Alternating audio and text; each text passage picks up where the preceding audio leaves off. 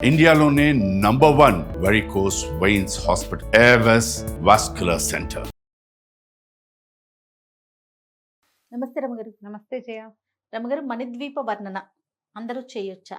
ఇది ఒక అంటే కామెంట్స్లో మనకి ఎక్కువగా కనిపిస్తోందండి. ఇది చాలా మందికి అనుమానాలు ఉన్నట్లుండగా అనిపిస్తోంది నాకు. బోళ్ళంతమంది చెప్తారు జయ, మణిద్వీప వర్ణనకి ప్రత్యేకమైన పూజ. ఆహా. ఎవరో చెప్పారు, గురువు గారు చెప్పారో, గురువమ్మ గారు చెప్పారో, వాళ్ళ ఓన్ గురువు గారే చెప్పారో తెలీదు.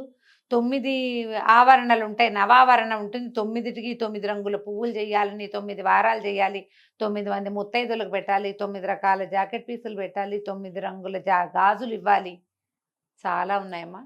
నమో నమః. నాకు తెలియదు అవన్నీ. మణిద్వీప వర్ణనం, మణిద్వీపం ఎక్కడొస్తుంది, ఇది ప్రత్యేకంగా తెలుసుకోవాల్సిన విషయం. అమ్మవారు లలితా పరమేశ్వరి మణిద్వీపంలో ఉంటుందని, ఆమె మణిద్వీపానికి 9 ఆవరణలు ఉంటాయి. ఈ మణిద్వీప వర్ణన అవి చదువుకుంటే ఇళ్ళు లేని వాళ్ళకి ఇళ్ళు కుదురుతాయి. ఏదైనా నూతన గృహప్రవేశం చేసినప్పుడు మణిద్వీప వర్ణన గనక ఆ ఇంట్లో చదువుకుంటే ఆ ఇల్లు చల్లగా పిల్ల పాపలతోటి బాగుంటుంది. ప్రచండమైన పాజిటివ్ ఎనర్జీ. మణిద్వీప వర్ణన తెలుగులో పాటలు కనపడుతుంటాయి. మణిద్వీపానికి మహాశిరులు, మహానిధులు ఇవి ఉన్నాయి అవి అని ఒక పాట ఉంది. ఇది ఏమిటి? సంస్కృతంలో ఉన్న మణిద్వీప వర్ణనకి తెలుగు సేత. మీరు పాట పాడుకున్నా మంచిదే, సంస్కృతంలో ఉన్నది చదువుకోగలిగినా తప్పులు లేకుండా చేతొస్తే శుభ్రంగా అది కూడా చదువుకోవచ్చు. దీనికి ప్రత్యేకంగా ఈ 9 చేయవలసిందే, లేకపోతే మీ కొంప మునిగిపోతుందని ఎవరైనా చెప్తే వాటిని నమ్మకండి అమ్మా. మీకు చేతొచ్చిన పూజ చేసుకోండి. ఇవి 9 వారాలు చేయాలి. చెప్పాక నేను లిస్టు. 9 రకాల పువ్వులు, 9 మంది ముత్తైదువులు, ప్రతిరోజు భోజనం పెట్టాలి. ఇదంతా అయిపోయాక భోజనాలు పెట్టుకోవాలి. అవన్నీ మీ శక్తియుక్తుల్ని బట్టే కానీ దీనికి నియమం అయితే లేదు.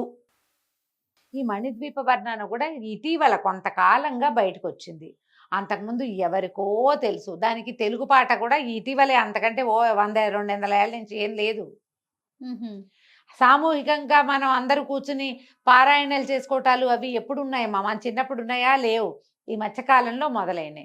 దేవాలయాల్లో చేసేవాళ్ళు క్రమంగా ఇళ్లలో చేసుకోవటం మొదలెట్టారు. ప్రతి శుక్రవారం, ప్రతి శనివారం, ప్రతి ఆదివారం కూర్చుని అందరూ కలిసి సామూహికంగా ఓ 10 ఏళ్ల వాళ్ళు, 20 ఏళ్ల వాళ్ళు, కిటీ పార్టీ ఫ్రెండ్స్ కూర్చుని చదువుకోవటం.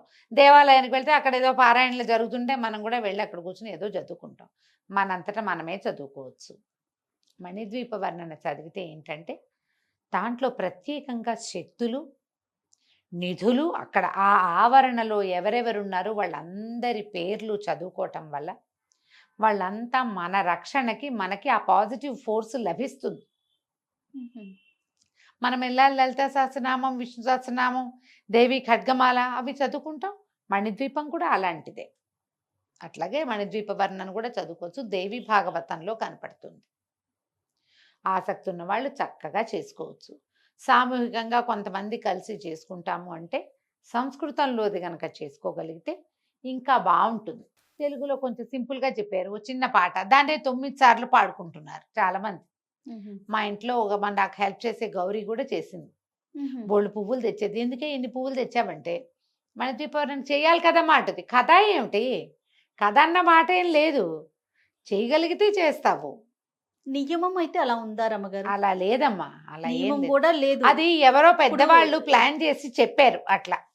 కాదు రమగారు, కొన్ని పూజలకి ఒక ప్రత్యేకమైన విధానం ఉంటుంది కదా, కొన్ని వ్రతాలకి ప్రత్యేకమైన నియమాలు ఉంటాయి. అట్లా మణిద్వీప వర్ణనకి ఏమైనా చెప్పబడిందా అని అడుగుతున్నాను. ఎవరో చేశారు దాన్ని, అంతే అంతే తప్ప అది పురాతన కాలం నుంచి వచ్చిన విధానం అయితే కాదు.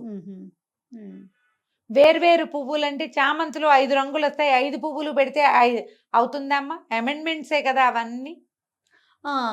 అంతేగా. అదే 9 రకాల పువ్వులు ఒకే సీజన్లో ఎలా వస్తాయో మీరు నాకు చెప్పండి. అసలు వస్తాయా? 9 రకాల పళ్ళు అంటే జయ నువ్వు లెక్క పెట్టు. కివీ ఫ్రూట్స్, డ్రాగన్ ఫ్రూట్ పెడితే కానీ 9 అవ్వవు కదా. అవుతాయా? అవ్వవు. మనం ఇవన్నీ అమెండ్మెంట్సే. ఈ అమెండ్మెంట్స్ పూర్వకాలంలో ఉండుంటాయా? ఇప్పుడు కదా మనకి కివీలు, డ్రాగన్ ఫ్రూట్లు, ద్రాక్షలో ఆకుపచ్చ వేరు, నల్ల వేరు, అదేదో విచిత్రమైన రంగు వేరు ఇప్పుడు వచ్చాయి. అవన్నీ పెట్టుకోతుంటే మనం అమెండ్ చేస్తాం, ఒక్కొక్కటి దానికి యాడ్ చేస్తున్నాం. పూర్వం అది ఉన్నట్టు కాదుగా. ఇందులో మంచి విషయాలు కొన్ని ఉన్నాయి. ఏమిటి? 9 సార్లు మణిద్వీప వర్ణన చదువుకోవటం, నియమం పెట్టుకుని 9 వారాలు చేసుకోవటం, 9 మంది ముత్తైదువుల్ని పిలుచుకుని ఏదైనా ముత్తైదువు పెట్టుకుంటే మంచిది. భోజనం పెట్టుకోండి, మరీ మంచిది. ఈ 9 అన్నిటికీ 9 పిండి వంటలు 9 9 9 అని అంత వాయించక్కర్లేదేమోనని నేను అనుకుంటున్నానమ్మా. అంతే, అంత అక్కర్లా. కొంతైనా చేసుకోండి, మానేయకుండా. 9 వారాలు రోజుకోసారైనా 9 రోజులు చేసుకోండి. 9వ రోజున దాన్ని పూర్తి చేసుకోండి, నమస్కారం చేసుకోండి. 9 రోజులు చేస్తాను లేదా 9 వారాలు చేస్తానని సంకల్పం చేసుకున్నాం, చదువుకోండి. ఎవరికైనా తాంబూలం ఇవ్వండి. చదువుకోవటానికి సులువుగా ఉంటుందా రమ్మగారు? తెలుగులో అయితే సులువుగానే ఉంటుంది. సంస్కృతం ఒక్క రవ కష్టం, కొంచెం పెద్దది కూడా. దేవి భాగవతంలో ఉంటుంది. మణిద్వీప వర్ణన సంస్కృతానికి పుస్తకాలు దొరికేస్తున్నాయి. మీరు ఎప్పుడైనా చేశారా? నేను చేయలేదు, చేయలే. మాకు పెద్దగా దాని మీద అలవాటు అవ్వలేదు. ఆసక్తి కాదు, అలవాటు పడలేదు. ఎందుకంటే మేము ఏం చేయబోయినా మా ఇంట్లో మామూలుగా మేము ఏం చేసుకున్నా విష్ణు సహస్రనామం చేసే అలవాటు, లక్ష్మీ అష్టోత్తరం చేస్తాం. ఇప్పుడు శుక్రవారాలు ఇలాగా దేవి పూజలు కాలంలో ఏమో లలితా సహస్రనామం, త్రిశతి, ఖడ్గమాల ఇవి చదివే అలవాటు.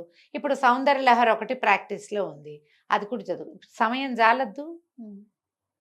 మణిద్వీప వర్ణన అనేది ఒక ప్రత్యేక విధానంగా చేసుకుంటున్నారు. చక్కగా చేసుకోండమ్మా, ఏం భయం లేదు. చేయకపోతే అలా చేయకపోతే ఏదో కొంప మునిగిపోతుందనే భయము, కాంప్లికేషన్లోకి వెళ్ళద్దు. మీ శక్తి అనుసారం ఎలాగైనా చేసుకోవచ్చు.